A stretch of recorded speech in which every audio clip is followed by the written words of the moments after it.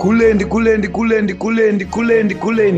Mutambo watsuka ropa manje muri yeZimbabwe iko zvinezvi nyaya iya yasvika pane chimwe chikamu inoziva kuti kana zvinhu zvese zvakwa mvura icheka makumbo you never know kuti mangwana chii chinogona kungoitika chii chinogona kungotora nzvimbo kuikwa mutare tapedza but pakudiwa logistics dzakuchimanyiwa kuti vanhu vaende vanogadzirisa zvinhu vatarise road yekunoamenda the constitution vatarise road yekuenda kuno clear door rema-elections. So pabuda BBI document riya rakalika nezuro vanhu vakuda kuchinyadzonzwisisa kuti ko ndepi iri kuitika. I understand kuti information yese yanenge ichibuda zviri kuitika kuti vanhu vateste matemperatures emaZimbabweans because unoziva kuti vakaona kuti maZimbabweans vari kuramba parinozobuda kana kuti maZimbabweans vari kuramba vakanyarara pamusoro penyaya iyoyo inenge yataurwa vanobva vationa kuti regedza tipfurire mberi neplan iyoyo mapfurire iwayo yatanga tichida kuita kana kuti vakaona kuti vari kutesta temperature voona kuti maZimbabweans vari kupopota vanombomira nyaya iyoyo inyarara mokandirwa imwe nyaya isina basa kana kuti maside shows tunyanya tusina musoro wese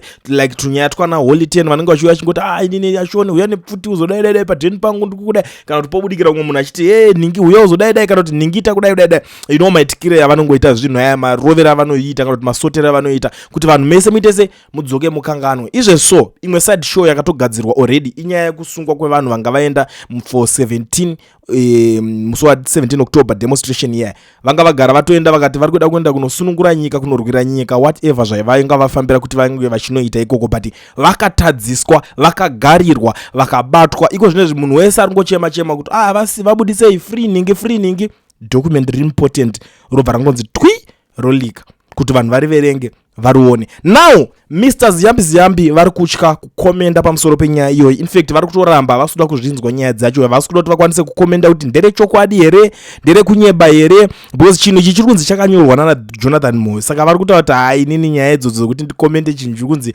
chinoda kunochinja constitution zvinoona kuzonesa mangwana because pakukomenda paya you never know unoona kukomenda makomendero asiri wobva womuka mangwana uchinzi ndiwo wakudzingwa basa like izvo so kunoona kwawanda vatanzwa vanzi vari kuda kutodzingwa mabasa the likes of upa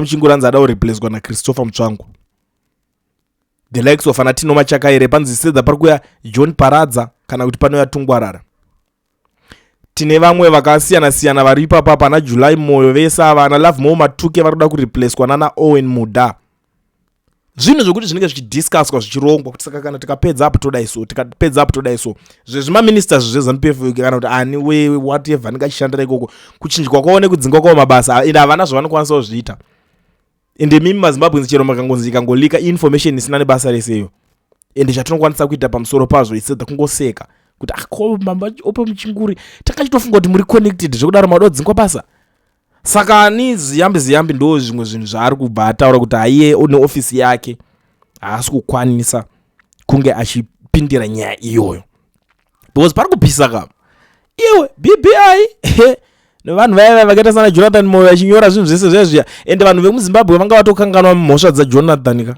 vanga vatomuregerera zvimwe zvaakaitira nyika izvo ari kuramba achingoroverera chete ari kuramba achingogadzira achibatsirana navo kubata constitution ari kwaari ikoko iye anongopuwa chihovira anongoti matiti muda kunyorwa chi uya tinyore votonyora chinhu chavo vototanga mwana chinhu chenyu mofanira kunge makachidrafta chakadai why because pakunyorwa kweconstitution vanhu vaya vanga variko kubva kare ana Jonathan Moyo vaimiramira vachiita sei vaita and he is the king of propaganda wherever he is and we all know that hazvisi zvinhu zvekumboti kana kutenderera kana kuita sei ndo pari kuzobuda press statement iri remukomana zvinorwadza zvinonetsa it's like atika zvinorwadza isusuka tinenge tichida kuzviitirwa nditi but kwavari zvinenge zvichivhundutsa futi zvinonetsa it's a risk game it's a risk game. Now risk game panapa ndo pari kubuda ari kutaura kuti zvoni it has come to my attention that a document entitled Breaking Barriers Initiative bearing no named author and allegedly referred in a purported dossier recently submitted to the presidium of the governing party ZANU-PF is being disseminated widely across social media platforms. Such dissemination is accompanied by unsubstantiated, unverified and uncorroborated assertions that the document constitutes an authentic representation of the official stance of ZANU-PF and the government of Zimbabwe regarding proposed amendments to the Constitution of Zimbabwe intended to implement and give effect to the party's resolution number 1, first adopted in October 2024. Whereas multiple submissions from legal practitioners, experts, and scholars have been tendered proposing sundry amendments and procedural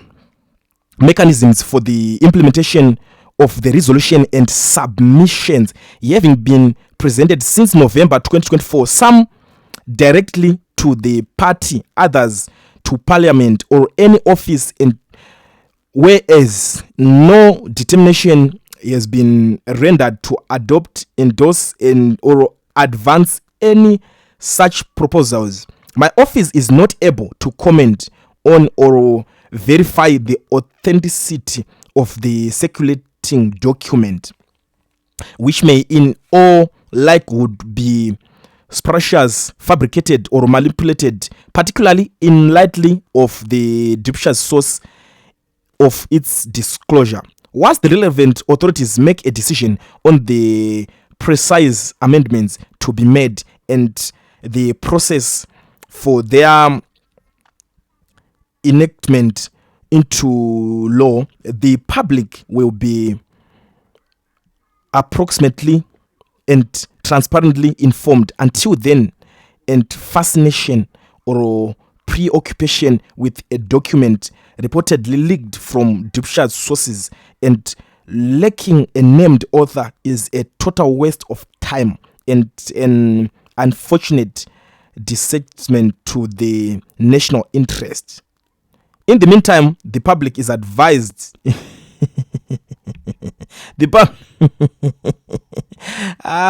to be guided, and the public is advised to be guided accordingly. Anyway,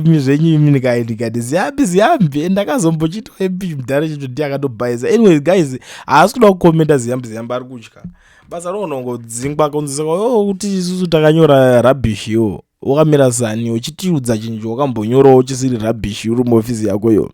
So Ziyambi is afraid to comment. Ziyambi is in panic mode. Ziyambi is afraid to cross ama lines ema bosses ake. Ziyambi munhu anoshanda neorder. Ziyambi kuona achita zvinhu ari kutomirira kutonzwa kuti mukuru wake ari kumboti kudii. Ziyambi angotaura anything chemusoro wake papa zvadhakwa. Vese vamunoona maministers vese vakaiswa mapositions akangotaura chemusoro make zvadhakwa. Avashande nebrain dzavo, vanoshanda kunge remote, vadaiso vanoita kucontrolewa. Ndo zvinoitika pamaministers amunawo. Saka kuti titarisire maanswers kubva kwavari, munototarisira answer direct kubva kune mukuru wake, but uyo anozongoshandiswa search mouthpiece chekuti angotaura like zvaingoita kuti 2030 tatozodai because in my office inozodai. Hakuna kana any office inoshanda se office in Zimbabwe. It's different. Zvasiyana nekuna na South Africa, nekuna na Zambia, nekune dzimwe nyika kwese kokuti vakada kuita zvekuti information yavo ibude.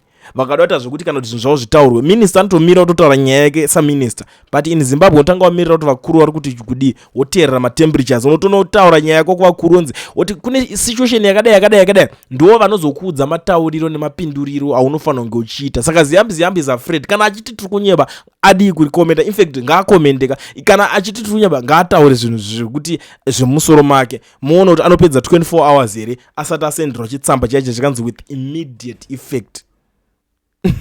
So far so good zvake asati apo palist rauno roda kudzingwa mabasa, but it's just that kungochengetedzawo zvaakabata. Unoziva kuti chanzi chawakabata nemaoko mairi chinonetsa kungosiya just like that.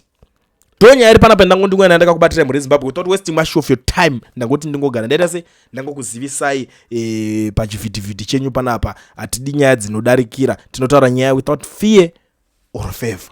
Everybody say coolien, yeah. My updates are brilliant, yeah. Dio TV kaiktorira, subscribe kuti zvizokufambira. Ano pane zvimwe zvima information, no worry, chakupai full information.